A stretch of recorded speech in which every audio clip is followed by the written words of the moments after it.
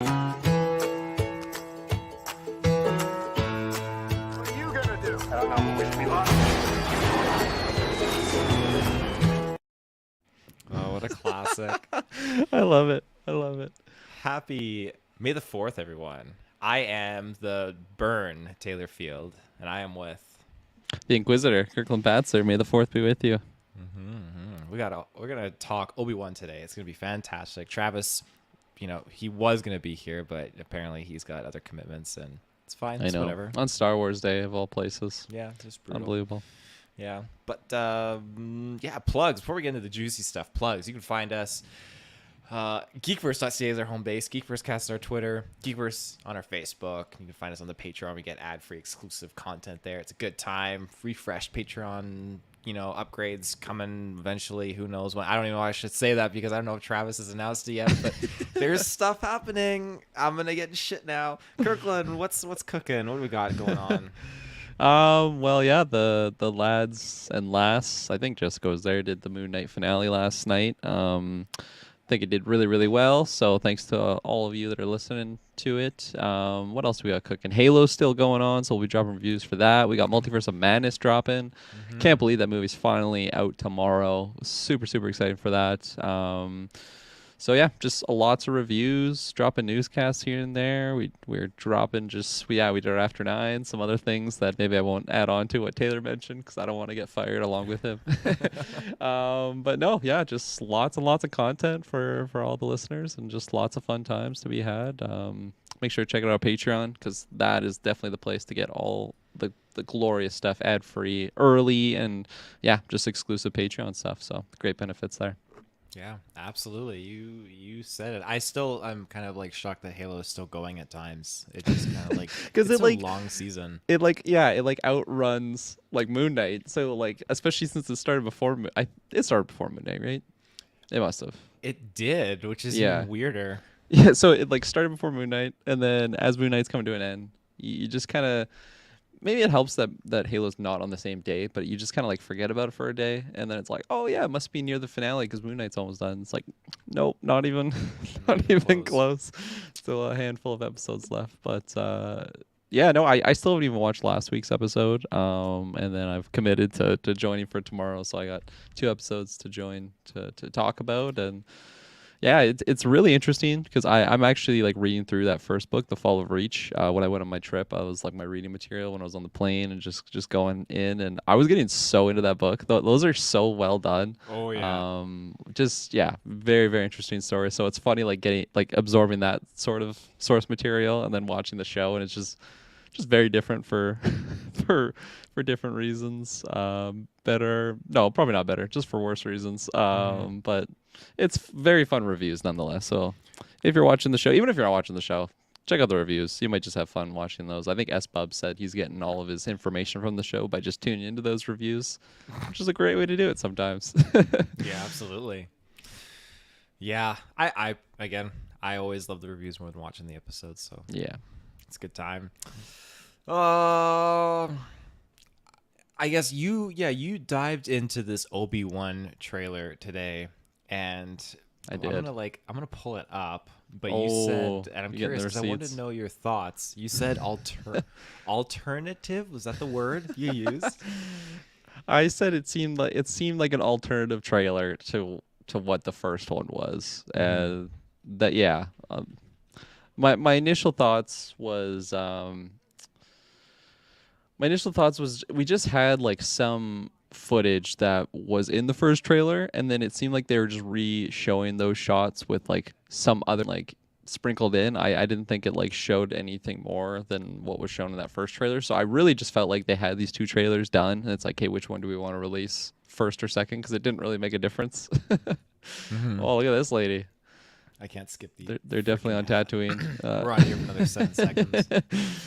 But yeah, that was like my initial thoughts of the trailer. I think it's still good to have in there. Like again, we're just getting close to the Obi-Wan date, so any new footage is good footage, I guess. I think I was just kind of shit on it more so for just to be that like provocateur in the chat. Like it's not a bad trailer by any means, and we do get something like a tiny bit more with Vader, but I don't know. I think I'm still gonna stand on the fact that it does just seem like an alternate trailer to that first because yeah, it's not showing a lot of new footage and yeah, I don't think it really matters if you watch this trailer first over the other one. Maybe some like dialogue of like Obi-Wan narrating. Maybe I'm wrong in that sense. I don't know. I haven't dissected that trailer and watched it like 100 times, so it's not super fresh in my mind. But that was my initial thoughts. What about you on this trailer? Yeah, you made a couple of really good points actually. You could watch this trailer on its own and not the other trailer, and vice versa, and it wouldn't detract from anything. And I think that goes hand in hand with now me understanding your alternative kind of take for a trailer where it's just some rehashed scenes that we've already seen, a couple of new things thrown in there just to get people excited. But all in all, I probably like this trailer more just because it got me excited because we're close to the date. But the peak and the hype of that first trailer, just with the score and Duel of Fates, was just, oh my god, Yeah, that that's was true. just incredible. But there are so many things that I was looking into this trailer, and I'm trying to figure out where things are positioned because again, they only show you the one perspective, I guess, of like could be a character like deflecting lasers and stuff. And it's like, oh, I want to see who's shooting the lasers. Like, what is the context that's unfolding here? But yeah, no, it's absolutely fantastic. I gotta pull up some of these new character names because I can't remember. Good call. People are gonna hate me because I can't remember the name of the main female Inquisitor that we're seeing. It's not one of the sisters, is it? Rhea or something like that. Rhea, in The Last Dragon. Rhea and the Last Dragon. Or maybe it's like Reva, I think. Hope it's not Reba. Ariva. Ariva? Yeah, it is Reva. Okay, Reva. That's what I thought. Okay. Perfect. We'll bear that name in mind for as we continue on. But yeah, we got like first scene here. We got this ship flying in. Pretty cool. And then like not Coruscant. No. This a lot is darker. Very much darker. This is that planet, I think. We have a name for it. I can't remember the name of it, but this is where Obi-Wan goes, and it looked like where the bounty hunters are coming after him and stuff. But yeah. We got a look of the fifth brother again there, which is cool, and his battalion. See, like this is a very same shot that was in that first trailer, right? Just like a different angle. Like wasn't it from him? Like yeah. That's why like there is a little. I mean, we'll point out like the new shots, but I feel like if there wasn't just the same shots reused, there'd be something like this where it's just like instead of from this angle, it's the same scene just from this angle. And I think that took away from my like hypeness of the trailer of just being like, oh, we're getting all new content. It's more of just like reminder, Obi-Wan's coming around the corner. It's like, okay, that's good news, but you already mind saw blowing it. news. Yeah. This is definitely a new shot. Right. Yeah. Just them like all just strolling. Love out, the ship. so- The ship in the background looks really cool. I love the sleek design. It's something very different than I would think of like a ship of, just the Empire or Sith users or something like that. I guess it fits their type of like aesthetic of just the dark and sleekness, clean. Do you happen to know what ship that is? You in your endless Star Wars knowledge? The name of it, I could not tell you. Okay. And I'm sure if someone is listening probably knows the name, but I definitely attribute it to being more like a Sith kind of vibe-esque kind of ship. Because, yeah, it's very different from like a TIE fighter or a Star Destroyer or something like that. It's very much its own unique thing. And then kind of like... Oh, go ahead. No, you keep going. I was going to kind of say it's unique in that sense where you have your Star Killer has his own unique kind of starfighter for doing Sithly deeds and stuff like that. Oh, yeah. Dirty deeds, done dirt cheap. And then...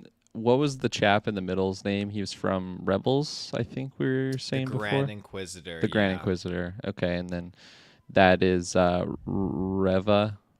You just said her name. I already forgot it. In the back there. And then who's the dude with like the samurai cap? Is that another fifth brother? The fifth brother, I believe. Right. Yes. Right. Okay. So Reva is the third sister, and then you have the fifth brother, and then the Grand Inquisitor there. He's so much more like poofed out built in this. Like Yeah. I'm not used to that. Again, I know it's a cartoon, and he's super much more like skinny head in that, but he's very much more slimmer in the cartoon. But this, he feels much more like a tank and not as super. He looks quick, bulkier. Yeah. he does look bulkier. Whereas if you look at like images of the fifth brother, he's like, I feel like the complete opposite. The fifth brother is like jacked and like pretty big and tall, where this fifth brother just seems like tiny and Right. twiggy. It almost reminds me like his bulkiness, the Grand Inquisitor, of like like his body doesn't look like he's a monster type character where he's just like 8 feet tall and really wide. It's more of like he's like armored up, and it reminds me of like Vader's armor, how like it's not very sleek armor. Like it kind of does make him look menacing and big. And yeah, I really like the aesthetic of the costume of him. I think in the last trailer I was just so like, who the fuck is this guy? A super pale face, and I just didn't really know who he was, and it kind of shocked me, just the close-up scenes of his face. And now that I'm used to it, my palate's used to it. I hope I'm gonna be able to just kind of fear him in the show, because that's what he should be, right? Like he's a really high up in the food chain. He's the Grand Inquisitor. I'm really excited to just see these Inquisitors and live action. I really like their just usage in Jedi Fallen Order, and I'm excited to see them on the big screen, or on my big screen at least. You're seeing it on the big screen. You're going to the theater, renting see out a Obi-Wan. theater to watch each episode. It's gonna be an expensive midnight review. Were you there when I was telling Travis about what the origin of the Grand Inquisitor was? I don't remember. So He was hopefully I like wasn't there. former Jedi Temple Guardian, and he wanted information from the library, but I think I think I Jocasta was knew, there. and the council was like, Because we were saying talking about no. Jocasta Nu and just fucking Yeah. memeing about her. That was one of his big kickers for turning to the dark side. Great motivation. Just getting denied library Yeah. access. That's why one of the things for Anakin, like, I know there's things the council won't tell me about the Force. Exactly. But yeah, for whatever reason, now they are here on Tatooine. We've got the fifth brother. This chick is staring this dude down. She doesn't give she's a fearless. fuck. Oh yeah, she is. And then there's Uncle Owen just chilling Yep. in behind, clearly using her as like the the human shield. All right, Nan, go stand in front of me right here. But The Inquisitor just absolutely decimates her with his lightsaber in the scene. That'd be sad. when you look at everyone's pose, everyone's so afraid and just heads down, except for her, obviously. But like, aside from her, Uncle Owen, he's just like hands on his waist, like just really I standing love his that ground. stand. That stance he has. I'm so excited to see him on screen. Oh, that went like really, really quick. Okay. She's wearing a hat, and then this person's wearing a hat. It's not the old lady still, is it? She makes it through the entire series. She has more screen time than Ewan. This is like the same shot from the first trailer, I believe. Like when we first see this character. I didn't notice his little like brooch thing he has on there. Looks like a cool little pin. Yeah, I guess. I don't remember that in the other trailer, actually. But yeah, you're right. It's almost like a service record, like type, like what you could picture like a army general type having, but Yeah, they're accolades, I guess. just his name tag in case. Oh, his people name forget. tag, yeah. We get a couple more snippets here, and this is another scene we already saw where Yeah. he's pod racing. Obi-Wan's gonna go through. Oh, and then this is the part. This is why I went with Burn, because this scene is just like absolutely insane. And this is something I think we're gonna hopefully get more of, because Joel Edgerton's like, leave us alone. And this crazy man's like, he must be trained when time is right. Like you did his father. And like, look at that face of defeat. Oh my God. Yeah, that was good dialogue. I'm so excited for these two to just have like screen time together. They're just really, really great actors, and I hope the writers give them just some great dialogue to work with. At what point do you think that this scene is unfolding? Because, I mean, I'm sure they don't change their clothes a lot, but he's wearing the same stuff it looks like when the Inquisitors land. So is this right before the Inquisitors land, do you think? Yeah, I could definitely see that. Because I feel like when the Inquisitors are there, they're not gonna just, hey, we're here, and then just like dip off. So I feel like after they're there, like Obi-Wan going forward is gonna have to be pretty cautious of his moves, and this doesn't seem like they're meeting in some like dank dark cellar, like going over their plans on whatever, like like Cloak and Dagger type stuff. So I definitely feel like this is before that, and I can only imagine the Inquisitors get there fairly early on in the series. So I could definitely see this being like episode 1. Just having like dialogue with the tie to Luke, and I don't think that's going to be like constant in the series of him like constantly going back and forth with Joel, or Joel just being there every single episode. So I could definitely see this being episode 1. Mm-hmm. You think Joel comes along with them to fight Vader and gotta take my brother down? They just like totally create a whole new canon in this. Vader just dies in this series, and it's by that lady. Yeah, the lady in the town square. Oh my god! Streaming May 27th. Streaming May 27th. This is a new cool shot again. Just seeing. Again, there's their Inquisitor ship and. TIE fighters up there. It's pretty cool, but she's on a mission. I was trying to like. I love their aesthetic. Like, geez, like their war vibes. room. It just they're like glowing red lights on their armor. The table there and the red lights in the back, and in the back right there, it looks like they just have, which I would imagine is some sort of equipment. The one thing looks like a giant thermal detonator. It could just be completely like for show, but. I like the attention to detail in the scene, and it looks like we have another sister next to Reva there. Reva, almost call her Revan. Yes. Looks like you're looking up a name. I learned all these bloody names, and I totally like botched like who they are. But like she, I believe, is a new Inquisitor Brand new for the character. show. Okay. Yeah. She's got like a wrestler's hat on there to avoid cauliflower ear a wrestler's hat. Oh my god! Again, if you know in the chat, you can pitch her a name and title because I can't seem to find it. But yeah, she's another. Oh no! Ooh, is she the seventh sister? Am I getting that right? No. Definitely not the seventh sister. That is very different. There's so many Inquisitors, and their ranking system, even I don't even understand how it works yet, to be honest. I'm trying to like figure it out, but I just know the later like sibling you are, then the less kind of a rank is how I attribute the higher it. number, like the lower the rank, right? Like Higher second number, sister would be like one of the highest rank, right? That's what I would interpret it. Yeah, exactly.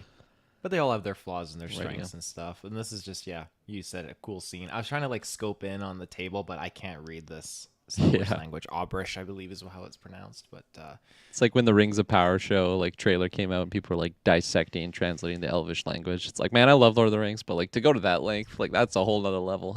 You're not there yet. No, absolutely not. Let alone dissecting some Sith language on a board. Again, another scene that we've seen before. He's looking great, but just give me a little bit more Star Wars. Hates these things. He just hates these animals. I hope we get so many CGI animals just to trigger Travis. Yeah, exclusively on Disney Plus. The 3 pods. Yeah, I'm glad you paused here. Do you know what these are? Absolutely not. I was gonna ask. If you were to play the trailer and crank the audio right here, you can hear the Imperial just screams. That's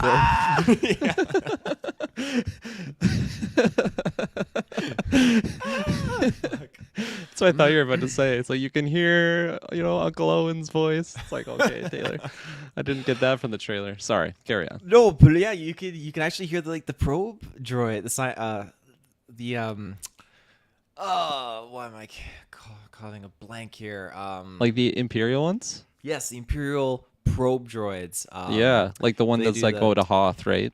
Exactly the same ones. Yeah. Right here, you can hear that like that robotic noise. Yeah. It's super subtle, but it's cool. And I think, okay, they're sending the probes out, and this is where they land to try and track Obi-Wan. And the dialogue that's going on here too is there's one character which I'm attributing it to being the fifth brother speaking, but you also have Reva talking, and it's like you're probably taking the wrong approach. I'm paraphrasing, of course. There's ways that you can kind of flush him out, and then the fifth brother's talking about how he's gone. Like, you're still wanting to find Obi-Wan, but he's long gone and all that kind of stuff. So there's a lot of doubt, it sounds like, amongst these Right. Inquisitors, I'm imagining. And then this is a cool scene here. Very cool shot. I can't decipher what the hell this says, but I imagine it's probably a pretty good payday. Yeah, absolutely. Lots of credits on the line. The kicker, though, well, I was going to say you would assume Obi-Wan's dead because of Order 66, but he survived that initial purge of his clones because he went and almost just fucking bopped Anakin. So Yeah, I guess that he does have reason to suspect that Obi-Wan is out there somewhere. absolutely. He's looking very clean, too. Very great shot. Very, very great shot. Why do you think they would wait 10 years before uploading this to the bounty hunters? I'm imagine in the writing somewhere they're gonna like there's gonna be something that kind of puts them puts him on their radar again. Like maybe he does something to just whether it's tapping on the Force or something, so people have like reason to suspect. Because as you laid out, like I don't know why they would have just assumed that he was dead if he just like bopped Anakin, and then maybe it's just like okay, we have no idea where he could even be. So, but then again, like with that, I feel like I can't even buy that reasoning because even if you have no idea where he is, it doesn't cost much to just put up like a bounty on this guy. It's like, okay, whatever. Even if nobody ever finds him, at least we did our duty. So I don't know 100%. I hope they explain it in the show because that is already a possible plot hole if they just don't explain that. Absolutely. So I got Blizzard in my mouth. Understandable. Maybe it's a good time to take a quick ad break. So that's what we're gonna do. We'll be right back. And we're back. So now that you got your Blizzard in you, Sorry, I thought you actually segued as soon as you said it. There's that silence, and like, okay, we're on a ad break. That's what we'll do. absolutely, and we're back. So let's go. Really, really quick shot of the bounty hunter dude there, which we do see in the first trailer, but I feel like I never really like clued into his helmet until now. It looks so fucking badass. I'm thinking of like Black Mantis. I hope I'm getting his name right from Aquaman. I think Black Manta. Black Manta. He's not Thank a you. mantis. Yeah. Thank you for correcting me. So, very, very cool shot. Do you think he's a droid? I think he is like a Yeah. Forlom kind of droid. I would equate him to being, remember in Mandalorian, that the pilot? Right. Yeah. Kinda like yeah. that bounty hunter Totally. kind of Looks vibe, very yeah. similar. Design with the bug eyes. Yeah, that's a good call. The movements are extremely robot-y. Yeah. Robuddy. This is clearly not the same robot, though. This is a different character. Simply even by the stance is very much more like animated than a Right. robot would be. Looks like an oversized Ewok. Oversized Ewok, yeah. We got a Zabrak. Is that the race here? Right, Yeah. you got it, yeah. Look Oh, at yeah. you. I'm not sure who the other alien is that's just kind of like avoiding the fight. But yeah, they're trying to like choke him out from hiding and just put bounty hunters on his tail. And again, here's another glorious shot of the Inquisitorius Tower, which I just love this thing. I so absolutely much. love it. I love like the climate too that's going on right now. Like it's just like overcast and dreary. But it's just such a like very sleek tower, very minimalist, but still it's just very imposing in the scenery of just being like in that body of water. And yeah, just dark deeds are going on there. Foul plots are being formed. Oh, absolutely. This is where Kevin Feige goes for his retreat to talk about Marvel movies for the next 10 years. Just like the Colorado mountains, just like a tower, just peering out into the distance. Yeah. Yeah. It's just, I know, I'm hoping they show it in the show. They probably will to a degree, but like all down below, it's like such a massive facility down there. It's just so Right. cool. So, Yeah. yeah. And not this bad. does look different from that initial hangar that we saw like earlier on in the trailer, eh? Like that must be something different. Probably something like this, or do you think this is actually the same tower? Because it looks like in the background, like the beside the door, like it just looks like a similar material that tower is made out of. Do you think this could be it? Yeah, I think it is. Yeah. This Different from is- that initial hangar though, eh? Yeah, like This is definitely different from the initial hangar, but it's still the same same rock wall kind of like texture and same Right. kind of aesthetic. Mm-hmm. I would definitely attribute it to being somehow connected to the tower still in some Yeah. shape or form. Hopefully a lower level, like you were just going. It off could of be a that. lower level, yeah. Like this is cool too because I think this is the first time we get to see the Purge Troopers, and they were first revealed in Fallen Order. Yeah. So they're looking pretty badass there, and she's coming out with her lightsaber out. So I'm wondering who is landing here that's like pissing her off. That nanny. Nanny, yeah. This No is the kidding. final episode scene. Yeah. This droid keeps making an appearance too. He was prominently featured in the last trailer. And Right out off here the he- hot. boom.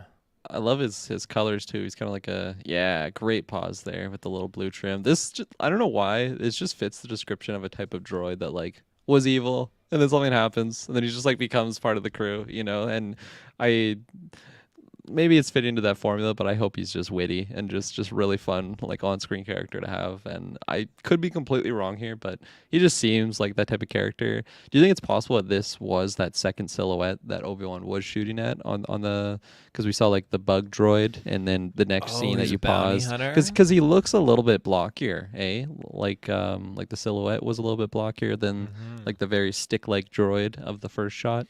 Maybe this is him just closer up. But I am hoping he eventually becomes just like a redeemed nice character, whether it's reprogrammed. Oh no, actually he's fighting. Jeez, I gotta watch the trailer, Kirklin. He's fighting stormtroopers here, so maybe this is already like after the shot, because then this is fun little trailer work because they initially had like Obi-Wan pointing his gun at him, if I'm not mistaken, and then here is the next shot and he's fighting off stormtroopers. Yeah, I'm curious if you have any foundation to what you're saying there. Well, not foundation, but if he is a bounty hunter, if he is trying to hunt Yeah. Obi-Wan and maybe the troopers are getting in his way or something like that. Yeah.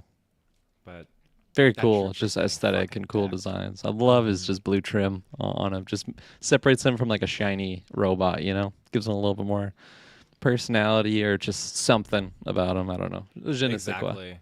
This is also something I think people were attributing to being Captain Rex or a clone trooper.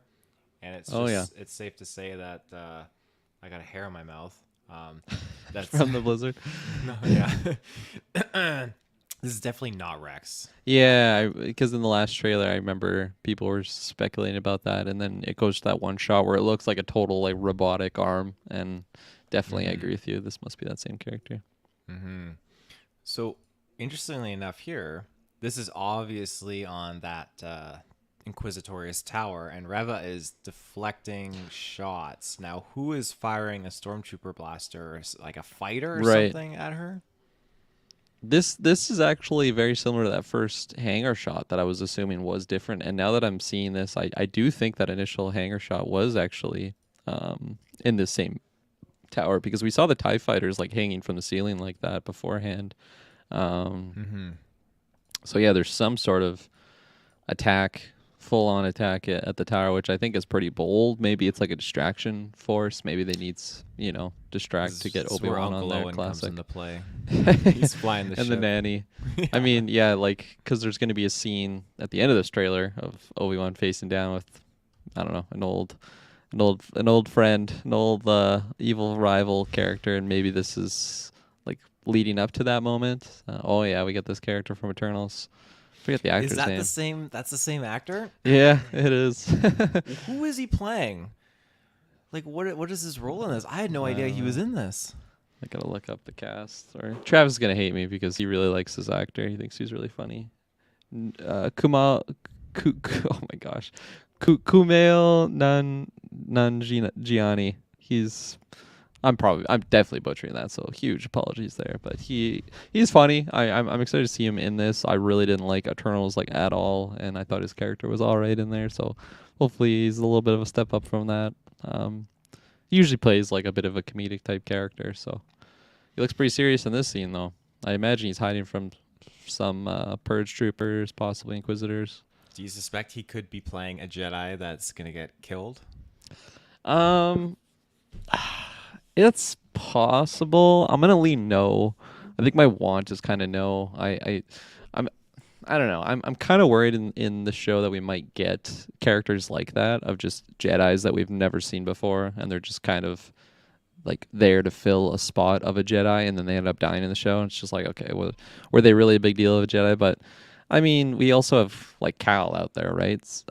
That's his name, right? The Fallen Order guy. Yeah. So, I mean, it wouldn't be out of the book to just or out of left field, I guess, to have characters like that because we already know that there was one that was just not thought of at the time, but also just I guess if you're looking at a canon sense, just forgot about in the grand scheme of things. So there could be many others, like possibly this guy. What do you think? Are you getting? Because he is wearing those robes, as you know, Jedi's love to wear. But Well, I know Travis loves unconfirmed Jedi from the original trilogy, like Ahsoka, Grogu, Cal Kestis, all these characters. When you look at what Jedi survived, like there was a bunch of them. You know, my favorite thing, so always pitch to Travis, is Jocasta Nu survived Order 66. She survived the Purge, and she hid in the underbelly. she's of making her Coruscant. library right now as we speak. Yeah, yeah, exactly. If it's not in her library, it doesn't exist.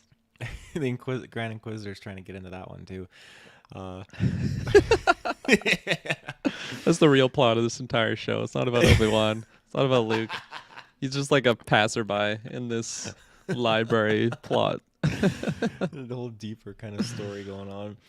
As far as this guy goes, I mean, I would actually like it if he was playing a Jedi for a little bit. I know the show is called literally Obi-Wan, but if this was another Jedi contact that was associated with Obi-Wan or something like that, and we just no flack against the actor or the character he's playing, but if he was playing as a Jedi and he just got fucking annihilated, like him and Obi-Wan, I don't know why I keep pitching the team up, but like I just picture like him and Obi-Wan showing up to Vader, and Vader, you know, an equivalent to it's treason. Then he just fucking lays out all the Jedi around Obi-Wan and then just fight like he did, or Sidious did Mace. Yeah, But I mean, some sort of outcome like that should be warranted of Vader actually getting like the upper hand on Obi-Wan now. It's funny that we just like know there's going to be that interaction because I know Travis always brings this up how it just like brings down like that initial meeting in episode 4, right? When you have like Ben Kenobi and facing down with Darth Vader, who like they haven't faced since Mustafar. Am I right? Yeah. So like that's a big deal there, but it's just funny now. Like this trailer. I mean, if you didn't think about it, or if you didn't have the inkling, I guess, going into the show that they would have some sort of face-off, you're kind of kidding yourself. They go through the effort of having Hayden Christensen back with Ewan. They're not going to just not have them on screen together. But yeah, I think that would be badass, honestly. I love to see just Sith users on top every once in a while. So to just have him laying out multiple people and higher strength rating, I guess, than you could call like the rebels from Rogue One. Like that's a fantastic hallway scene that he has at the end of that film. But to actually see him going against other Force users, I think it would just scratch that like Force Unleashed vibe for me, because that's where you get to see him just fucking some people up, at least in like I think like the prequel or like the first mission of that game, when you're just fucking up some Wookiees. And just to see Darth Vader being this all-imposing super being that he should be, and we don't get to see that too much in the original trilogy. It's more of just like trust that he is this big bad, you know, that could take anything on. But yeah, I don't know. It's kind of ranting there. Started off with this guy and went into the Darth Vader girl. He doesn't have a name. I was looking on like the IMDb. I know Travis tells me not to trust those things, so I can't imagine he has a name anywhere else if it's not on there. It's unnamed Jedi is what it's Unnamed in the credits. Yeah, thanks for avoiding spoilers, people. It's like just clearly exactly what he is. Jocasta Nu's nephew. Oh my god. Jocasta Nu's Padawan. That's just what it says. The Padawan that lived, yeah. Fuck. I am curious though to see what they have in store for him. Because he's definitely wearing those robes. This is an interesting thing, though, and I'm assuming this is an Inquisitor holding. It looks like some sort of like spy gadget. Just like some sort of tracking droid or just some sort of observation tool. That's my initial thoughts on it because it looks really big and like smart for it to be just a tracking like little dot or something that you'd put on something just to track it. Like it has a greater function than that, I would imagine, but looks pretty Does cool. it feel Star Warsy or does it feel Iron Man's Arctech-y?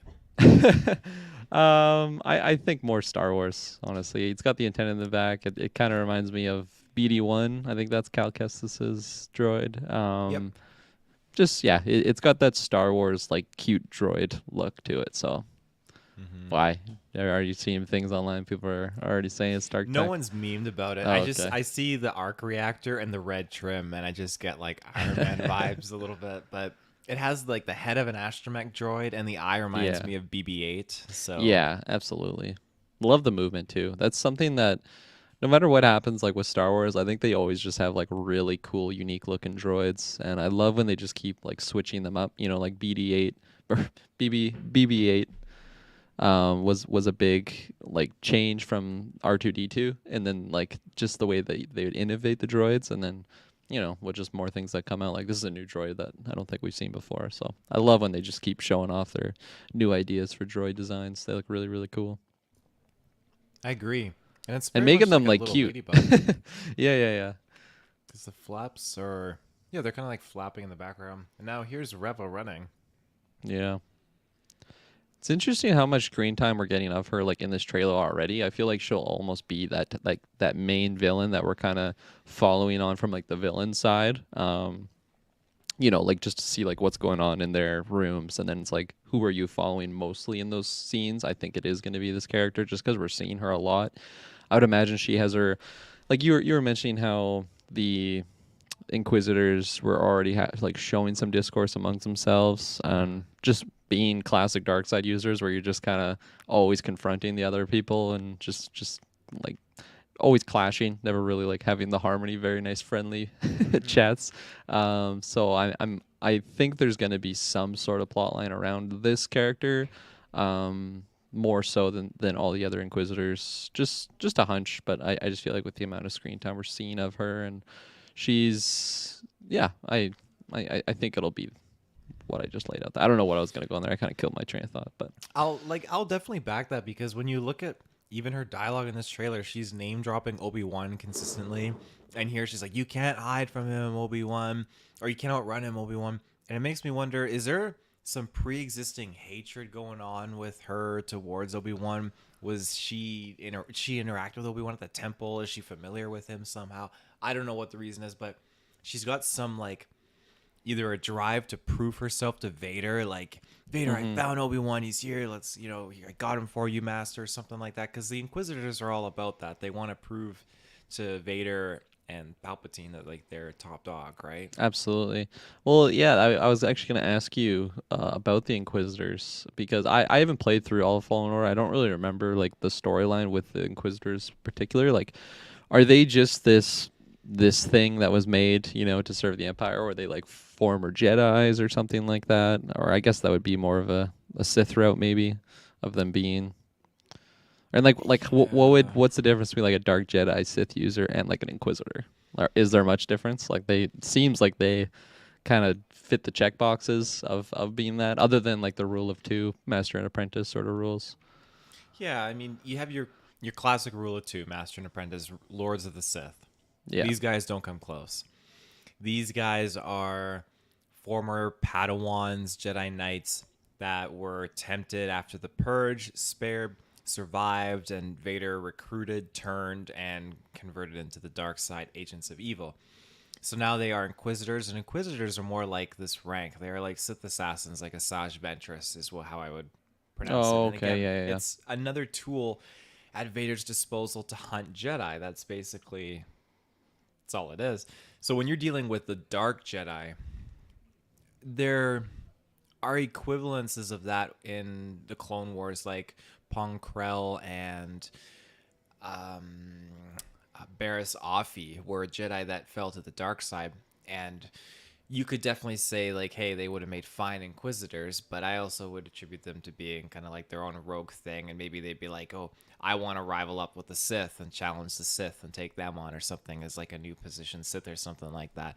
Whereas these guys are just they're so weak. I'm not gonna tell you what's what, but I can. Are you ever gonna watch Rebels? Yeah, I definitely will. I feel Okay. like it was one of those things where I'm like, yeah, I probably won't get to it, but now that, just more things from those types of shows, whether it's like the later half of Clone Wars or just the content from Rebels, it's like, hey, it's coming up enough in like the live action stuff. Maybe I should actually sit down and watch through them one day, because I've heard great things, especially like the end of Clone Wars. You were going off about how good Rebels was, and even before I heard like the good things about like the end of Clone Wars, I remember thinking that I would think the Rebel stuff would be more interesting on me, just because I like that time frame a little bit more, but. Eventually. I won't spoil it then for you, but I will say, like, when you see how the Inquisitors fight, it's no flack against them. They're capable fighters, but they're so not at their peak. Because There's levels. There's levels to the game. there's definitely levels to the Yeah. game. And, Darth Maul, he's a formidable opponent. And when you see Inquisitors face off with him, there's some interesting dynamics. So Okay. when you interpret that to Obi-Wan fighting them, if he does fight any of them, I can't imagine them having any chance in hell of actually getting the up on him, because That's badass. it is badass. And I mean, he's probably one of the last like three. I'm gonna say three because I know there's Yoda and him and probably one other out there, but Jedi Masters from the Council that are still alive. And he was like a Jedi Guardian, really well versed in like just lightsaber play, right? Like that's what he did, and like his underling was Anakin, which was, if I'm not mistaken, arguably like one of the best like just duelists with the lightsaber. So definitely, I think hand-to-hand combat, and then just force-wise alone, like he is just such a higher level, which I really hope they get a chance to showcase that. And I guess that's also really exciting about having all these different Inquisitors in the game. Like, we can just see our good guy fuck people up. It's not like there's just one guy against like the one bad guy and then a bunch of like stormtroopers. Okay, I can definitely watch Obi-Wan fuck up stormtroopers here and there, but to see him fight against another lightsaber user and just fuck them up, I think that's gonna be really exciting to see. Just, you get the classic blue and red lightsabers going against each other. Like, that's fun, man. That's great content. So no, I'm glad you skittered around the spoilers there, because as I said, I definitely want to get to them eventually. But I was just curious, because getting back to the whole why she might have her own vendetta against Obi-Wan, maybe she was like an underling under him, and he just had a. I can't imagine it, because he just Chose seems like Anakin such a over. nice guy, but just like snide comment like, "Oh, you suck, man. You're never gonna be anything." Doesn't really seem like the most Obi-Wan dialogue ever, but there could be any sort of flashback of something happening, and maybe it's not even the way that it actually was, but from her perspective, they explain something like the Jedi just seem a little sketchy, and I have my own qualms against the Jedi, so you don't have to convince me. Reva, Reva. Am I saying, every time I say Reva, I want to say Revan, and it's just like, that Revan. doesn't sound right.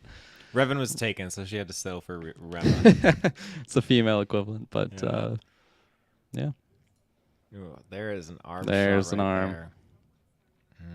Yeah. So that skin and that flesh is just brutal, but. Not good looking. No, again, like, I've been reading so much more into stuff just with Vader and how, like, is Vader's suit designed to kind of keep him more contained, so the Emperor has like a leash, so to speak, on him, so he can't be his full potential, and Like that Jet Li movie. Yeah, Unchained. exactly. There's even Travis Snell, to use the same font as Thor: Love and Thunder. Technically, that wasn't the same font as even Thor: Love and Thunder. It's just a basic font that I use, but it is the same gradient colors as Thor: Love and Thunder. Because I was gonna like put the title of this episode like predictions or whatever, and when I added in like the special effects overlay, it brought in the settings from when I did that thumbnail. I was like, oh shit, I love how this looks. We're just gonna keep it in there. So Right on. but another thing I read about Vader too was that he spent so much time after his initial failure at the hands of Obi-Wan, just going into the Bacta Chank, trying to become who he once was and all that kind of stuff, and just try to really heal up. But eventually he just kind of gave up on that, and I think he gave up on that when he started to encounter Luke later on in life. So there's a lot more to read into that. Absolutely, yeah. There's quite a few Vader stuff I'm excited to just hopefully get to in the series. And I mean, maybe I'll explain a little bit more after this next ad break. And we're back. So yeah, what I was gonna say about like the Vader stuff is, since they went through the effort of like, I mean, it's great like fan service just having Hayden Christensen back alongside Ewan McGregor. Maybe alongside isn't the best wording. You know, on the other side of the dueling ring, as Ewan. What is his last name? I think I just said Mr. it wrong. McGregor. Okay, it sounded really weird in my head. I don't know. My head's in another world right now, but nonetheless, having him back, I hope there is something like that, honestly, because I can't imagine we're gonna get like our own Darth Vader series in the future.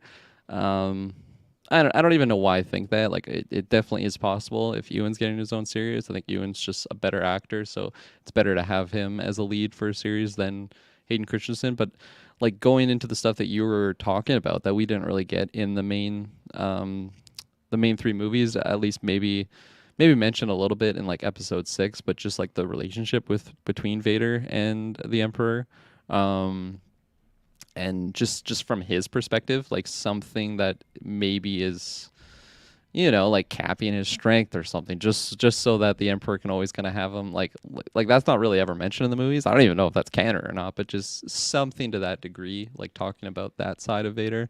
It is Obi-Wan's show, so I think if we get any of that, it'll be pretty limited, but it's all interesting stuff. And this one shot that you paused right here, those pillars in the back, it just reminds me of like the Mines of Moria when they're like running through and like the goblins are like crawling down. It's just, again, really, really cool designs. And for how big that room is, I feel like there's not many people in it.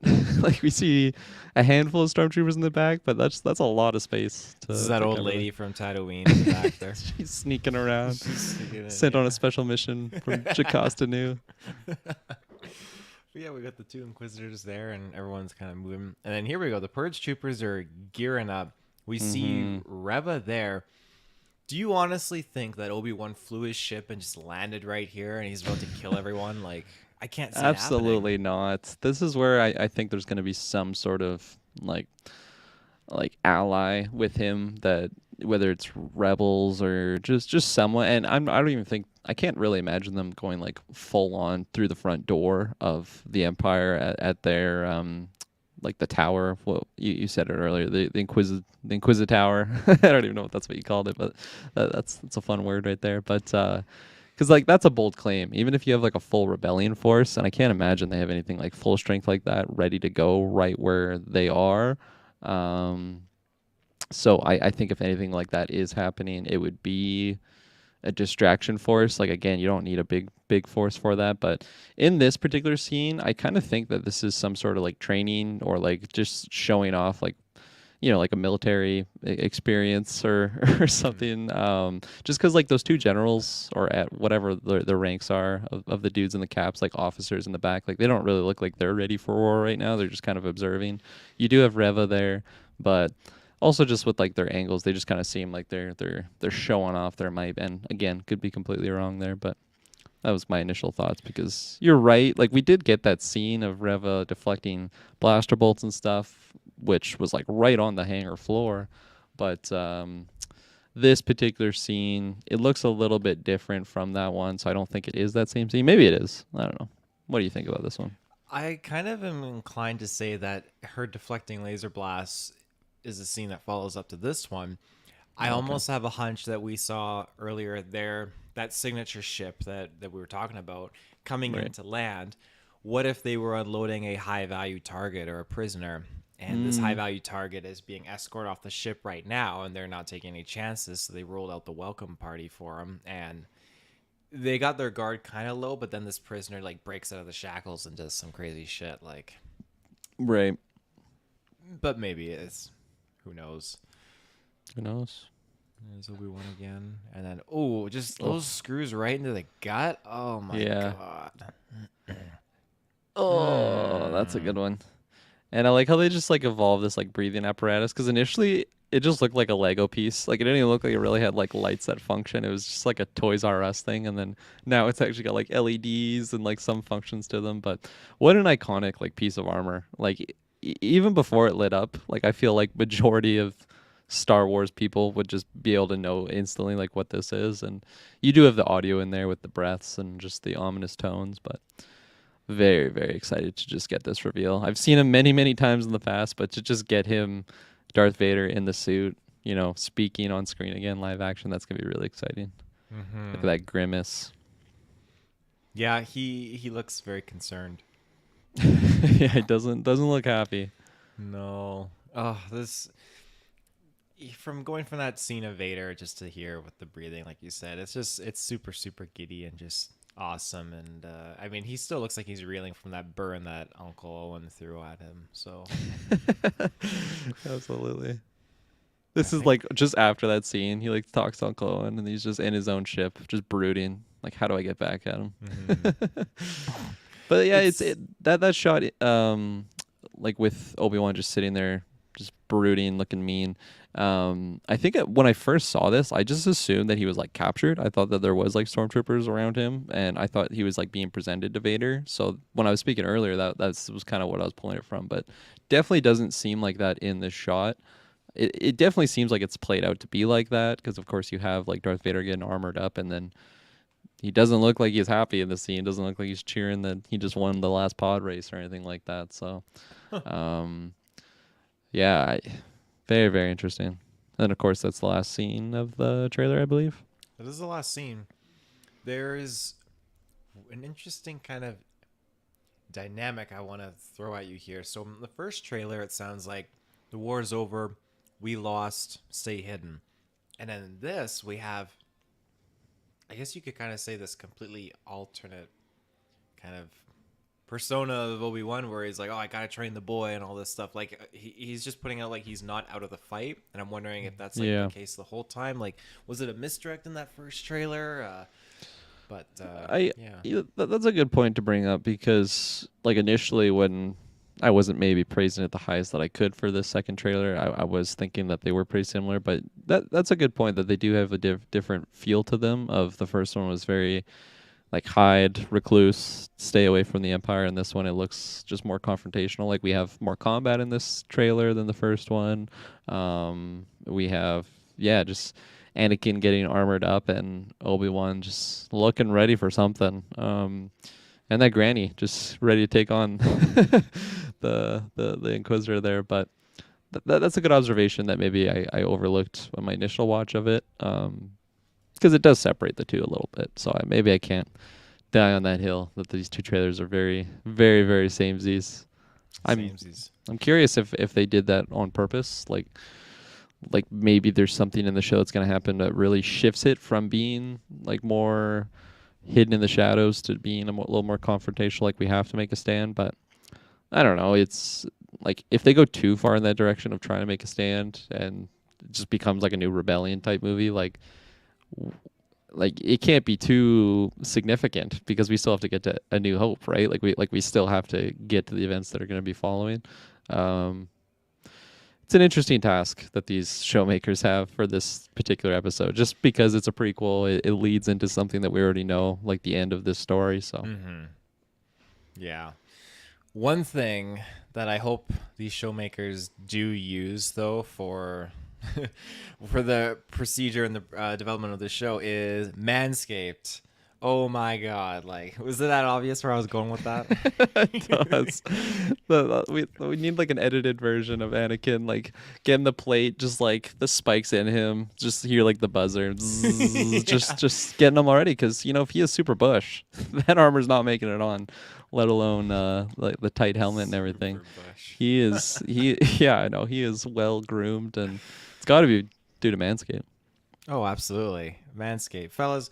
Have you started spring cleaning yet? The carpets need cleaning, the drapes need dusting, and your lawn needs mowing. Spring has sprung, and the global leaders in below-the-waist grooming have the best tools for cleaning aisle 5 in your pants. Time to clear out your winter bush and join the other 4 million men worldwide who trust Manscaped by going to manscaped.com for 20% off, plus free shipping with the code GVPOD. Lovely. Yes, absolutely. I love my Manscaped. Use it every single day. I had a little horror story of my lip balm unfortunately melting my vehicle when I was on vacation. I forgot to take it out there, so I was sad I was depleted of that one. Luckily, I have one more, but I might have to do another order of it. I love the lip balm, love the body wash and everything too, and I can't say enough about the deodorant. I just love the handle of it. It's again very lightsaber like. It fits very ergonomically in your hand, and I feel like at first I was a little put off about the shape of it. It's just like this is a really interesting design because it's just again one I've never used before, but fits the pits nice and cleanly, and yeah, you got the screw-on lid. It just feels, it doesn't feel like cheap plastic, that you would normally get from your deodorant packaging. But yeah, fantastic. Lawnmower 4.0. You got that beautiful charger / stand, and I was going off about like the clean brush that comes with it, so you don't have to have just like, because I just have my Manscaped, like my Lawn 4.0 right on my counter there. Like if I have people coming over and they're using my bathroom, I don't want to just have like pubes all over that, little pricklies all over the blade there right next to my toothbrush, so get it all nice and presentable and ready for the next use. Yeah, absolutely. Oh my goodness. I'm still like healing on my finger from like when I cut myself trying to get into my deodorant. Oh my God. That was a while ago. That was Oh a my while gosh. ago. Yeah, like it's unfortunate because I literally destroyed my deodorant bottle. It doesn't work anymore. The lid doesn't screw on properly. The bottom is just totally ripped to shreds because like I don't know what it was, but I was It's trying a to sturdy get at the good bottle, stuff. so that's like you were getting in there like a gorilla. I wanted to get at it because it feels, you're right, good on the pits and everything. And yeah, Oh, I yeah. just totally just destroyed that. But I mean, everything else is fantastic to use. You said you had one lip balm melt and you had one Yes. left. Did you already go through the third one? Because we got 3, didn't we? Shay must have my other one then because I feel like when I first opened it, like we both just grabbed one, like instantly pocketed that, get ready for use, and then I had one backup. So that was the one back I was pulling from. So good reminder on the third. I'll have to ask her for that other one. They do melt fast though. Like with summer kind of rolling in now, I have one on my nightstand upstairs, and it's just like sometimes goopy in the morning when I put it on because it's just so hot out, which is Yeah. unfortunate. But Living here, it gets hot. no flack against the product though. I can't stop using it on my lips. It's just fantastic. Oh yeah, luscious lips, strawberry. Just kidding. It's not strawberry flavor. I was pulling from a meme. Okay, well, that is it for the trailer, but we got the predictions to go through. What prediction do you want to start with? Gosh, I don't even know. Are we? Because we had a question. Are we doing that after? We can do it Or whenever is you that, like. that tie in with the prediction? I know we had one particular question from S Bubs. Oh, I guess that ties into the predictions. Okay, yeah. So let's go right into the predictions here. First one, again, tying to what I was saying, Mr. S Bubs posed the question of when do we think Vader will appear? We know Vader's in this. We got the beautiful breathing in the first trailer. Now we actually see his nice little chest piece going right into the skin, a couple inches deep in this trailer. It's a great question though.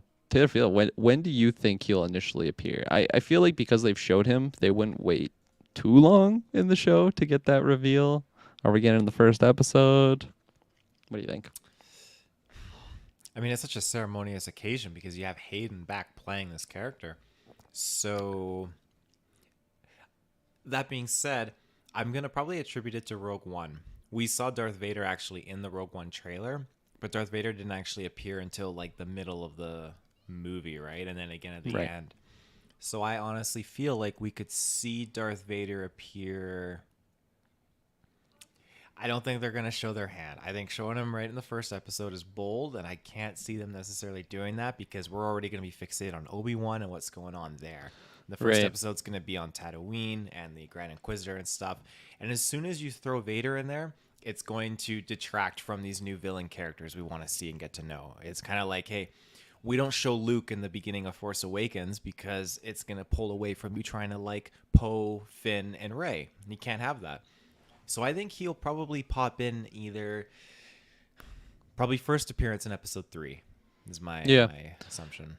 Yeah, that was something that S Bubs threw in there. Is he said he thinks that the footage shown so far in the trailers is only of the first 3 episodes, and then he was under the assumption that episode 3 will end with that scene of Vader suiting up, which I definitely think he's close to the mark there. I think there's some scenes in the trailers that maybe is in the later 3 episodes, because it's only a 6-part series, just like Moon Knight was, short and sweet. But I think that's pretty accurate. And then by the end of the 3rd, like that's halfway through the series already, right? So I think that would be very fitting, just so that we have time to get our boots on the ground at Tatooine, kind of figure out what's going on with the plot wise, and then have that holy fuck moment at the end of episode 3. I think that's very fitting, and I definitely think it'll be in there. I don't think he'll be shown in the first episode for what you were like describing of this is a big fucking moment. Like this is, say what you will about the prequels, Revenge of the Sith and everything like that, but man, like the Duel of Fates occasion with the song and like I love that lightsaber battle. Like all like forever. I think I'll always love that. Just the setting of it. The dialogue's pretty maybe at points, but if you push away the memes, like there's some really good content there. So to get them back on screen together, it's gonna be special. I'll probably be goosebumping and just juicing up for that moment. Yeah. So I understand that S-Bubs ranks like the prequel movies super low. I don't know if you saw his list on his Twitter today. I didn't see it. He put Revenge of the Sith in like second to last place on the list, Wow. with everything else above that. Except I think Attack of the Clones was the last one. Phantom Menace or Attack of the Clones was like last. But Revenge of the Sith being like, I think 10th place or whatever it was, just absolutely crushes me. Oh my god, that hurts. Revenge of the Sith, like you said it, like it's just having that dual unfold between these two iconic characters and the cinematography, the action. And whenever I think I told you this before, whenever I just feel like shit, I'll put on Revenge of the Sith and just endure the Purge and the Jedi dying out and everything. It's got such a dynamic. You just feel good. Yeah. I love democracy. Right on. So yeah, that's our first, I guess, question, not really a prediction for when Vader will appear. Taylor Field, how do you think the fight between Kenobi and Vader will go? This is again tying in with our big bad booty daddy we were just talking about, but are we going to be in a fiery location? Someone gets the high ground here. Do you think it'll be like a drawn out fight scene like that? Do you think it'll be maybe more of a dialogue battle? And I don't mean that in like a meme sense, we have a really good just back and forth between them through like verbal confrontation, and then it just leads to maybe a minor fight scene that doesn't really, because again, like this is a prequel, like we know that these two clash in episode 4. We know how that one ends. We know how the one in episode 3 ends.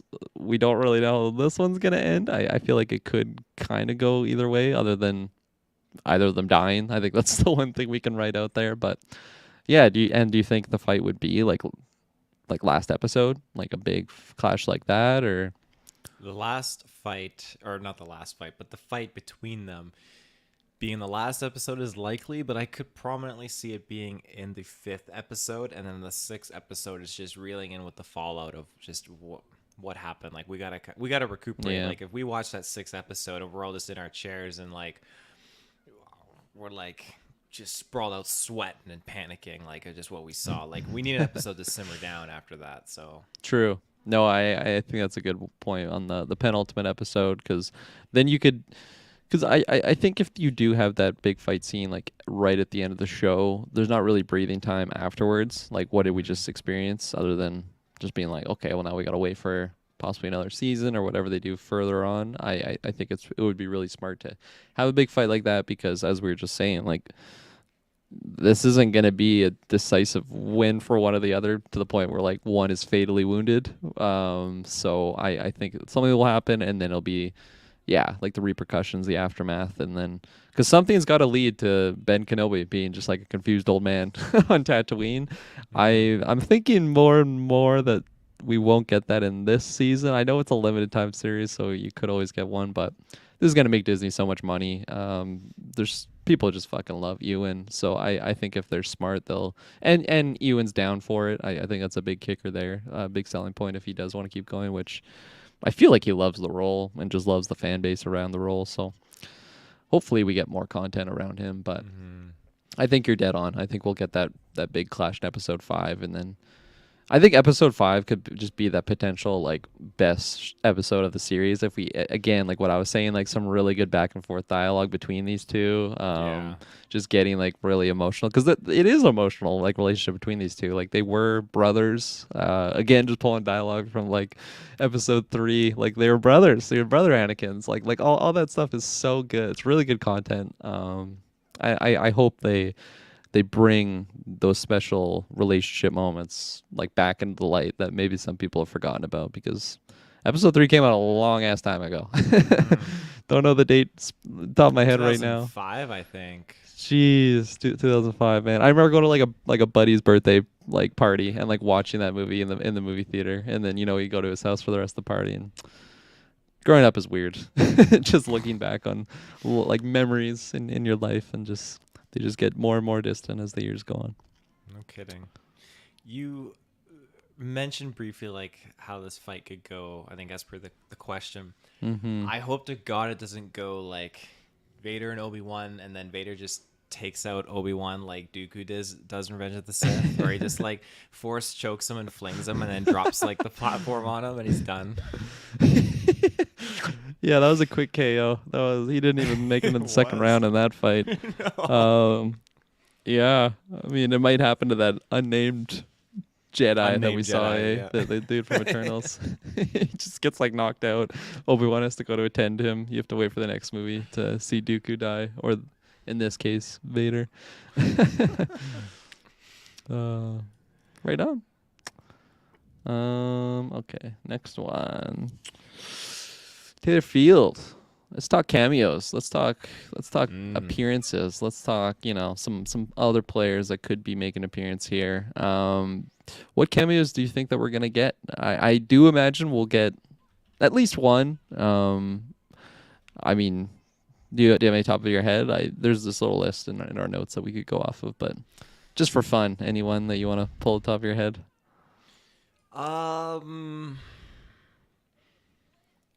I mean, the list is pretty consistent. I can't see there being a young Leia. Yeah, that was a fun one thrown in there. I think that idea of having a young Leia is really exciting to me, and I hope we do get that in the future. If you ask Travis, he wants us to get away from the dark times and just everything around the dark times. But I think, once some time has passed, like to actually recast like Leia, especially a younger version of Leia with a different actress, I think that would be really fun because that's some really good story stuff of just the political side. I know you love your Star Wars politics, so I think just on like Alderaan, like some stuff like that could be some great content that they could just pump out there. But I think we won't get it now. Yeah, I can't see it. She'd be the same age as Luke, I guess, but like I don't know if there's enough of a story to kind of throw into Obi-Wan at this time, like into his show. Now, if we're talking what's his name, Jimmy Smits as Bail Organa, I think that we could easily see that. In fact, I'm pretty sure that it was reported that he was going to reprise his role somehow in this series. He pulled like an Alfred Molina, just like spoiling everything in some random talk show he was on. Yeah, absolutely. Yeah, I think even if we don't get like a young Leia, like you mentioned him, I think that would be a fun moment in the show just to have some sort of mention about it, just because we know she's out there in the world, alive and breathing. So just some sort of nod, because Obi-Wan, I mean, yeah, like his main goal is to look after Luke, and then the actor that you just mentioned, his goal is to look after Leia. So there's not really a reason for Obi-Wan to like leave his post to just go look up on Leia. That's why I don't think we'll see him, but I do think there'll be some sort of mention. Yeah, I would imagine so, especially because he's the only politician that knows where Obi-Wan is technically. Because even in Rogue One, when Mon Mothma was like, "Your friend, the Jedi," he's like, "Oh yeah, I know." So, yeah. And like even just him having that knowledge, like that's kind of a dangerous thing, right? For like everyone. Like if the Sith or the Empire knew that he had that information, obviously they would go after him, do some bad things to him, and then for Obi-Wan, like that's dangerous. Someone else out there knows of his location, so you better hope you can trust him. Which, Yeah, fortunately trust for him or him, kill him. they can. They can, because he takes a secret to the grave. He blowing up on his bloody Good guy. planet. Okay, another name that I was bouncing around my head was actually Ahsoka, and the reason why I think it is possible that we do see an Ahsoka in this is, for one, Rosario Dawson. Like we've seen her in live action, we can see her in the makeup and possibly make an appearance like there. She has ties to, again, I'm limited in my Clone Wars, Rebels knowledge, but I know she hangs out with Obi-Wan and Anakin, at least some point in the show. So I think that would be some tie there, but again, do we really want to have this character in there to like take away from like the yin and yang relationship that is like Anakin and Obi-Wan? So I am kind of pushbacky in that thought, but I still think it could fit and it could be fun just to have it in like one scene, just for the fans, be like, oh shit, Ahsoka's in here and live action. And again, like for the Clone Wars nerds, they're just like, oh, look at it, it's all live action. We have Ahsoka, Obi-Wan, and Anakin all back together. But I think it's a fun idea. I'm not over 50% confident that it would happen though. Like it's still under that, which isn't strong, but it's still more likely than like something like young Leia or anything like that. What are your thoughts on Ahsoka? If we had that, like, I don't need it in the show, but if we had like a Clone Wars live action sequence with the three main peeps, I would be over the moon. Like, I'm a big Clone Wars advocate, but the reason that I would probably detract from ever thinking Ahsoka will be in this show is simply because she's getting her own show, first of all. And you said it yourself there. You have this dynamic relationship in this show where you have Obi-Wan and Vader, and this relationship between the two of them that we're going to be diving into. So with Ahsoka, we already know Hayden's coming back for the Ahsoka show. So that's where we can get Ahsoka and Hayden and that dynamic in her show unfolding. Right. So we don't need to have her interfering with the chemistry we're going to see between Ewan and Hayden in this series. Yeah. So that'd be really fun, actually, going forward. Like, maybe Hayden doesn't get his own product with a Darth Vader show, but maybe just makes appearances like that in other content. I think that could be a really fun usage of that character, and just great fan service, you know? Yeah, absolutely. I should also mention, with Book of Boba Fett, this is where I feel like predictions literally go out the window, because who the fuck could have been like, Book of Boba Fett, there's going to be a Clone Wars Order 66 moment sequence in that show, like, oh, Book of Boba Fett, you're kidding. Sure enough, there was. So I feel like predictions wise, like, how do we really know? Absolutely not. But that's why it's fun making wild predictions, because yes, if you make 100 and you get that one right, that one is gonna feel like $1 million, right? We'll talk more cameos maybe after a quick ad break here. So we will be right back, and we're back. So cameo wise, possibility of getting someone like a Yoda. You know, that's another Jedi Master that we know is out there somewhere in the Nether Realm. Well, we know exactly where he is, but if you're just one of the characters in the Obi-Wan show, you don't know where he is. But do you think we're getting like a hologram image of him, like maybe conversing with Obi-Wan at some point? Force ghosts type usage. I don't think that would really work if he's not dead yet, but some sort of interaction at least in the show. I don't think they would use holograms by any means. I think that would just be pretty traceable. Dangerous. Yeah, pretty traceable. Two Jedi Masters using a hologram. Jocasta Nu doesn't give a fuck though. She's she's hologramming everyone. Yeah, I just think that'd be ballsy. So I can't see that, but commuting through the Force somehow, I could definitely see something like that.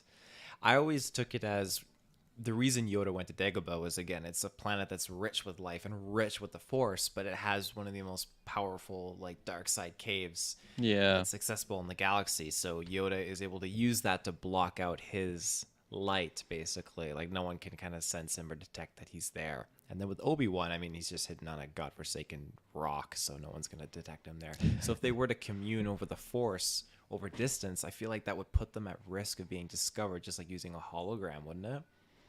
Oh, absolutely. And again, that could tie in with the show if maybe that's a reason that the Inquisitors get like a lead of where Obi-Wan might be, something like that. Because I don't know, again, I'm not confident that Yoda will make an appearance, but I could see there being some point where Obi-Wan has to just get some guidance or help. But at the end of the day, he is a master on his own right, so he should be able to just kind of get his answers on his own. Now, the knowledge of Yoda is pretty much priceless. Like it's that's I feel like if you have the opportunity to get a hold of him and get some advice, you would take that every day of the week. But it's tough because it is very risky them conversing that way. But also maybe again that's what leads to Obi-Wan bringing this peril to Tatooine with these Inquisitors. But I don't know. I'm still not really confident on that one. I don't think Yoda will be in this. But you could see where it fits a little bit there. Okay, another name throw out there, unless you have another one.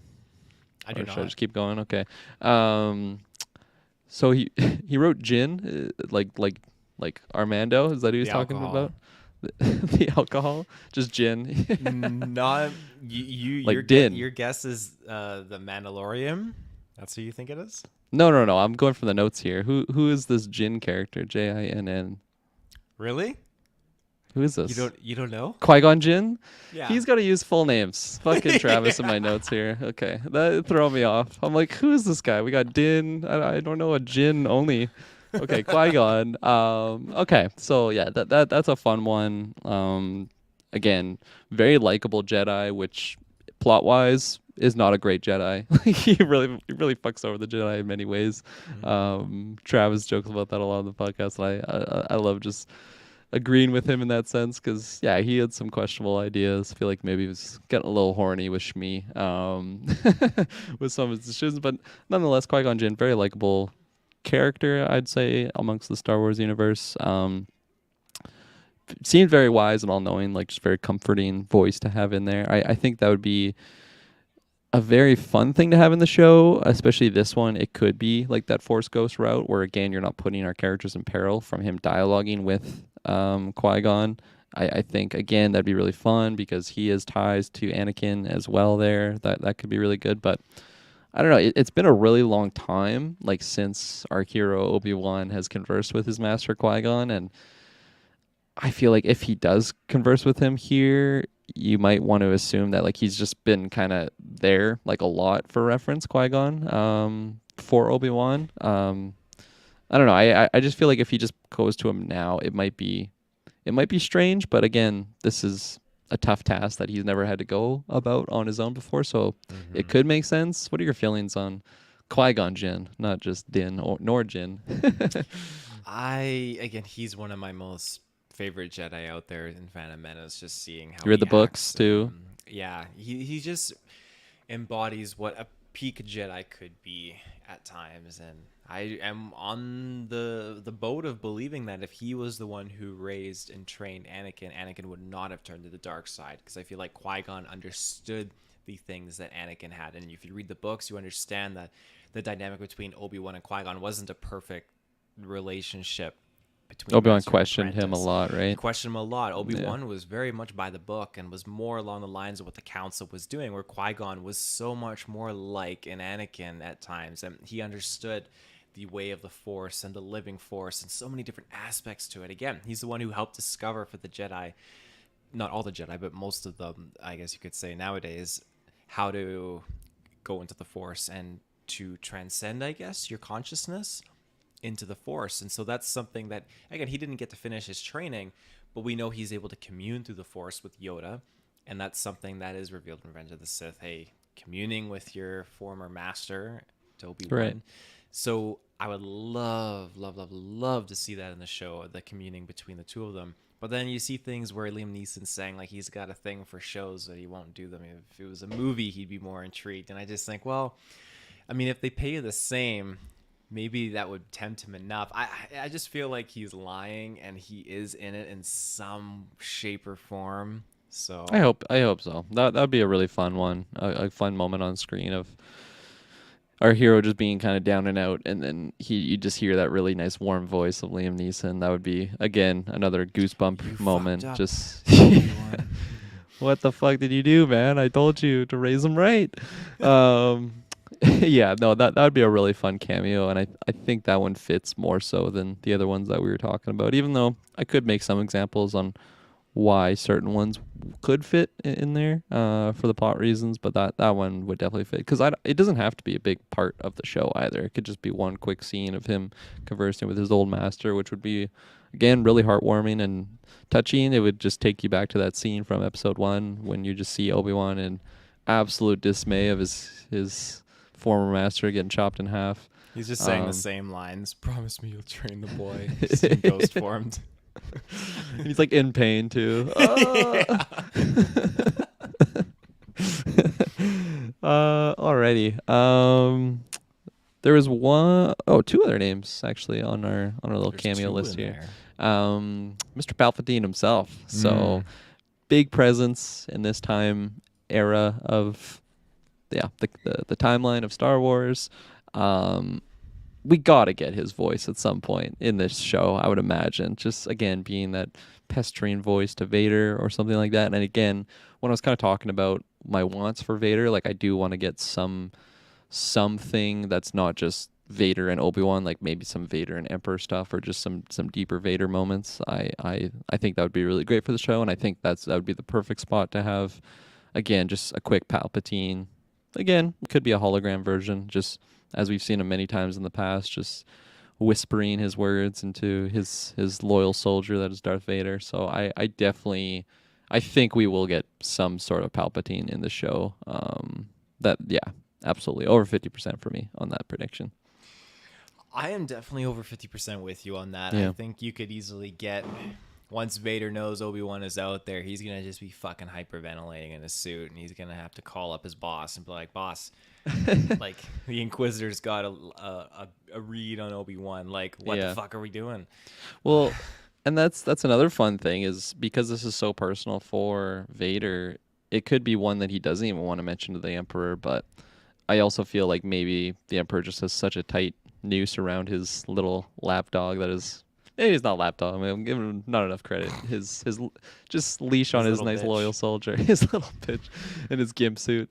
But because I think it could be fun of Darth Vader just keeping this close to the chest and not really want to explain to the Emperor. But again, in Episode 4, just going with like the continuation, I feel like Vader is still very loyal to the Emperor there, and like kind of telling him all of his duties. Like when he learns about Obi-Wan, that's when if I'm not mistaken, that's when he's actually talking to the Emperor about just Obi-Wan in general, like his old...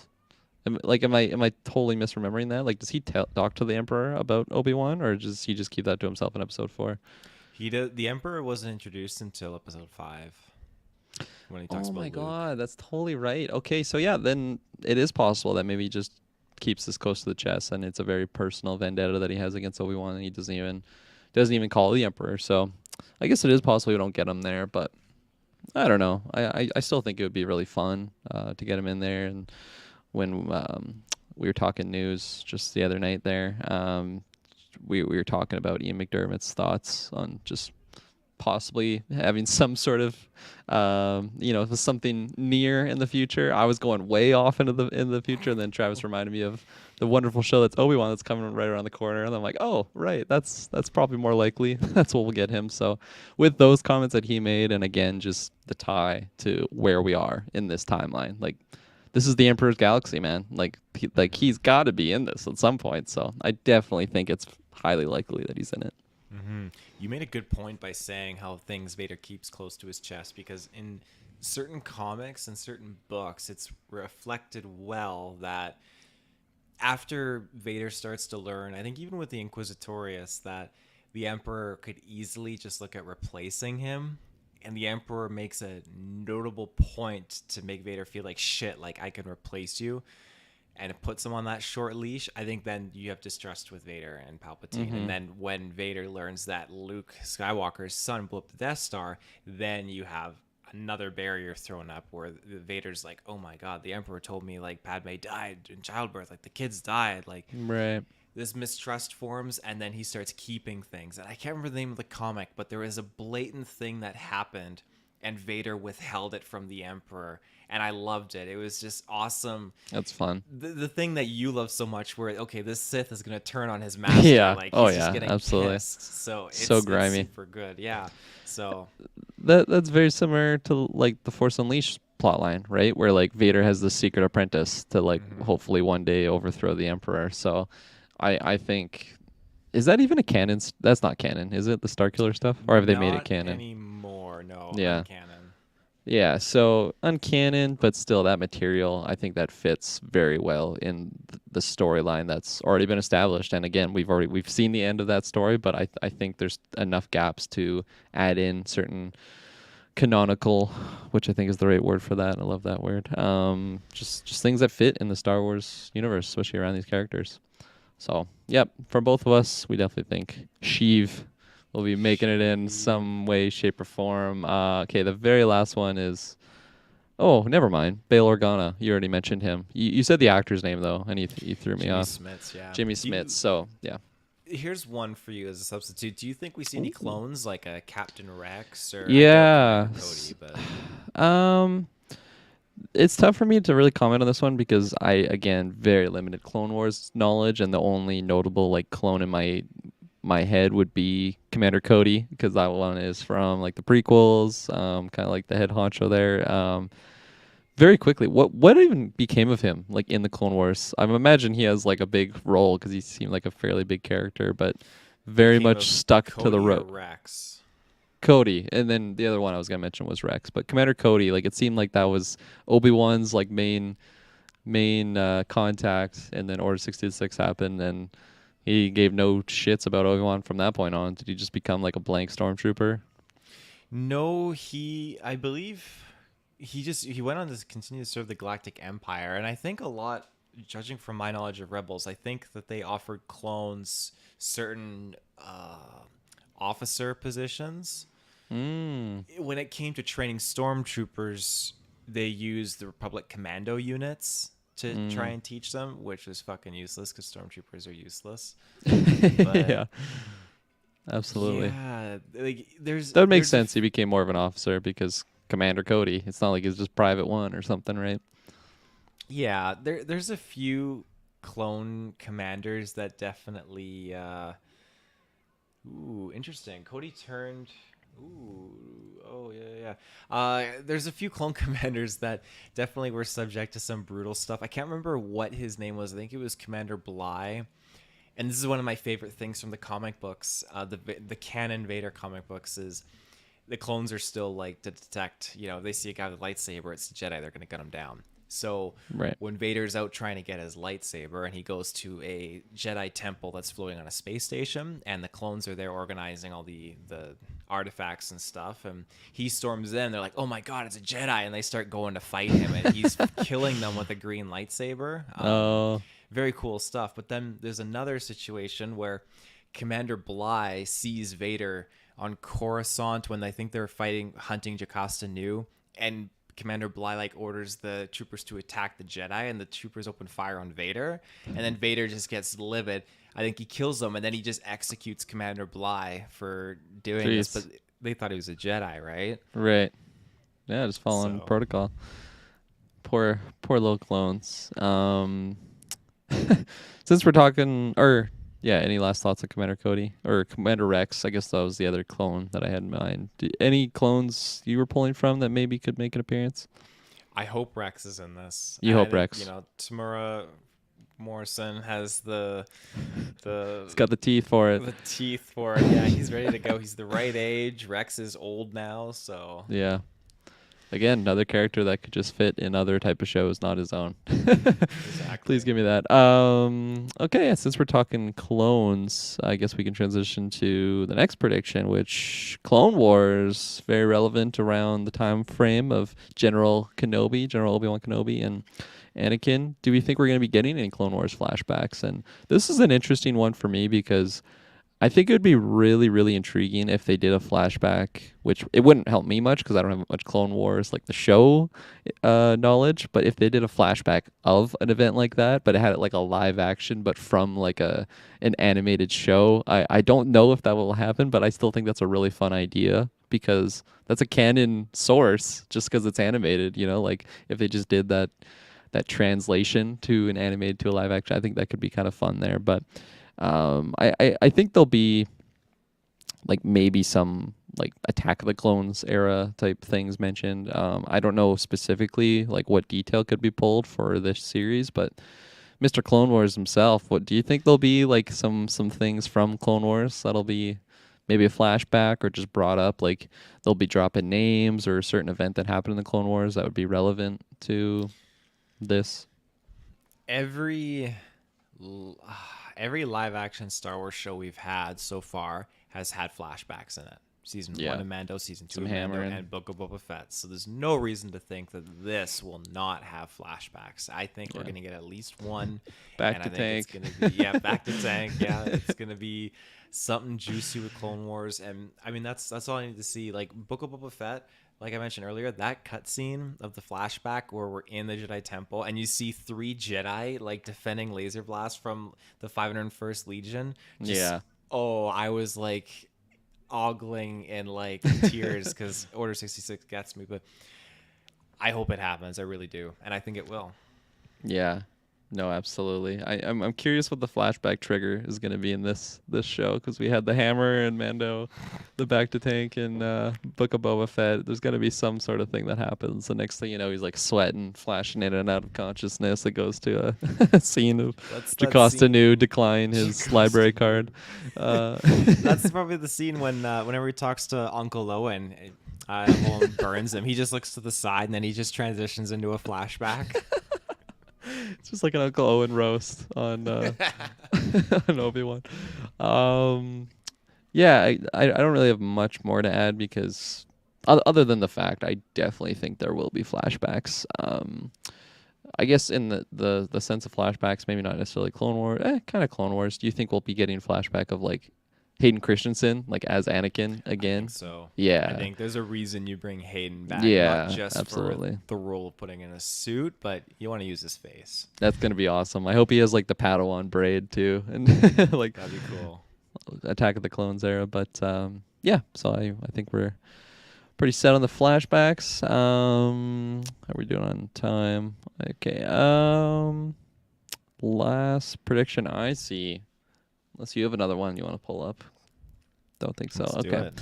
Will it be a clear end or leaving room for another season, this show? And again, we were kind of hinting at that beforehand, of like me just saying that it seems like it's a limited series, but come on, you got Ewan back, like Hayden Christensen back, like how do you not just milk that cow for content? So I kind of was already hinting at my answer there, where I do think that we'll get something.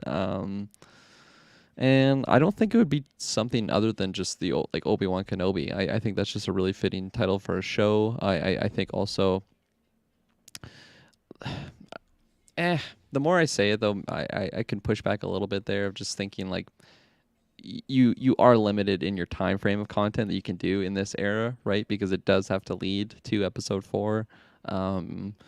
It all depends on how this first season ends, I guess. But I don't know. What are your thoughts on this? We were kind of talking about it earlier, but specifically, just what are the plans for the show going forward? Again, very clear end where it just ends, and it's almost like a handoff scene, like what Rogue One was, where they're handing off the plans of the Death Star, and then it's like the exact same scene that starts in episode 4.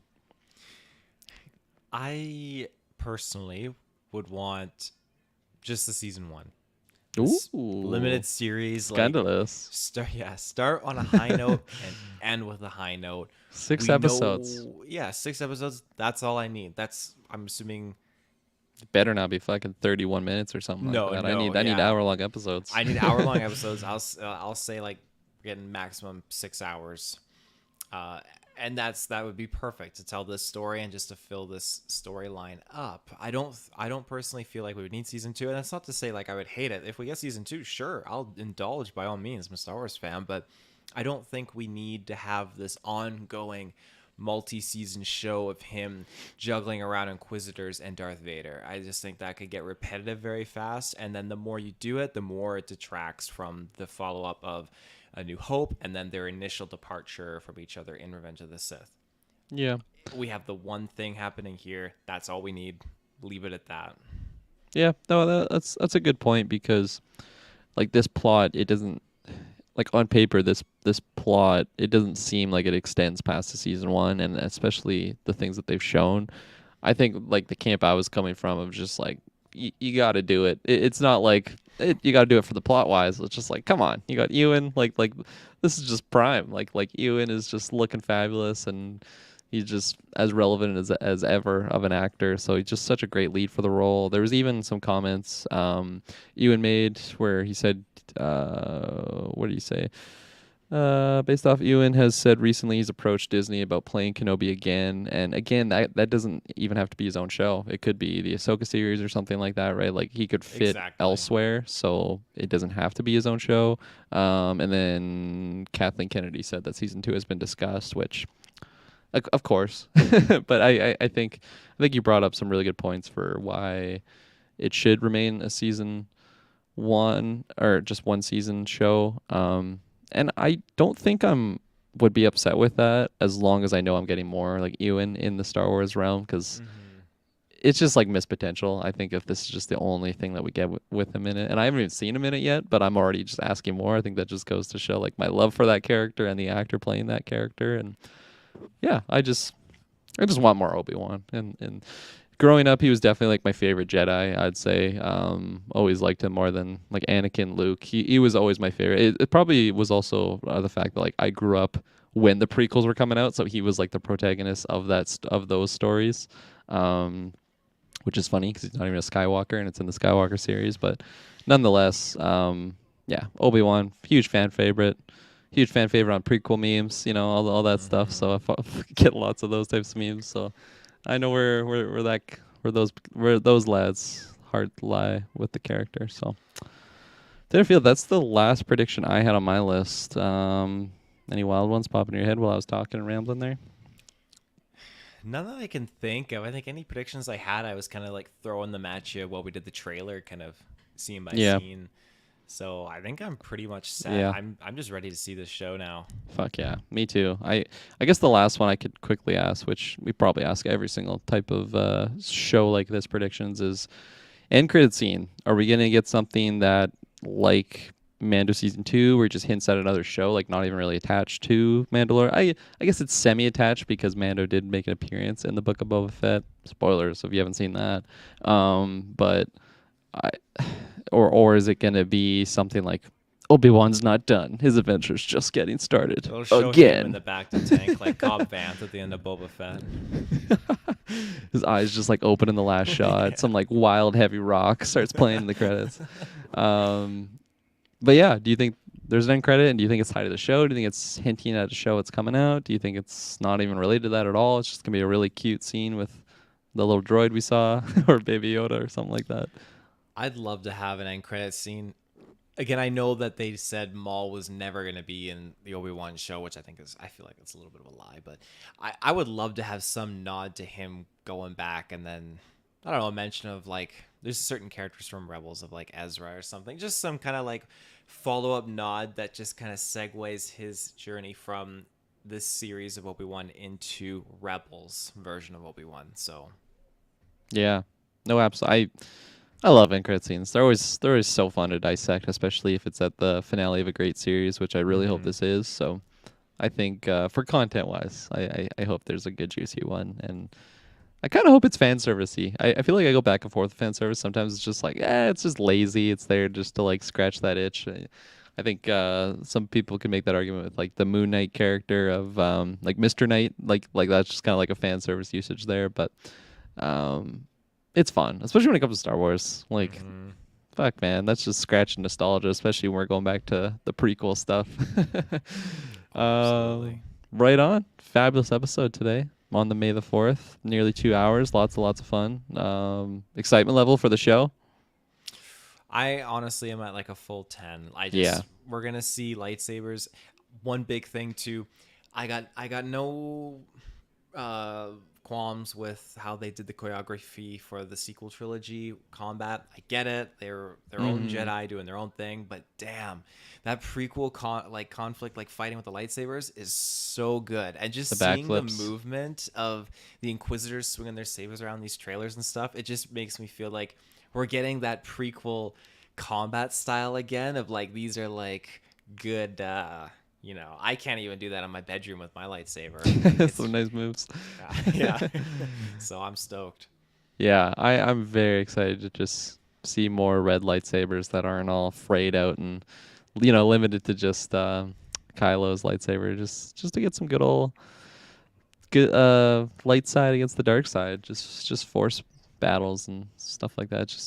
It's good times. We're in the month already. It's gonna be coming quick. I know it seems like end of the month. It's gonna be a while away, but we're gonna blink and we're gonna be there. Probably still doing Halo. They're gonna just extend 5 more episodes maybe, just to spite us. But yeah, I guess that's it. Taylorfield. That is it.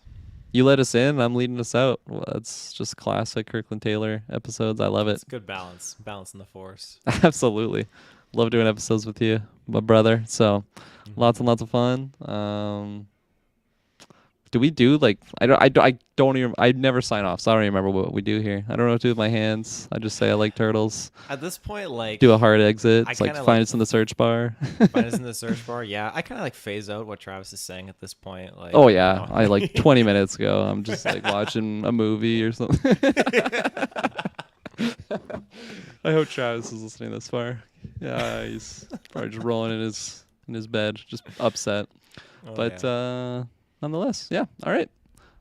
Find us next time, and I'm sure it won't be boring. May the Force be with you. May the Force be with you. Bye.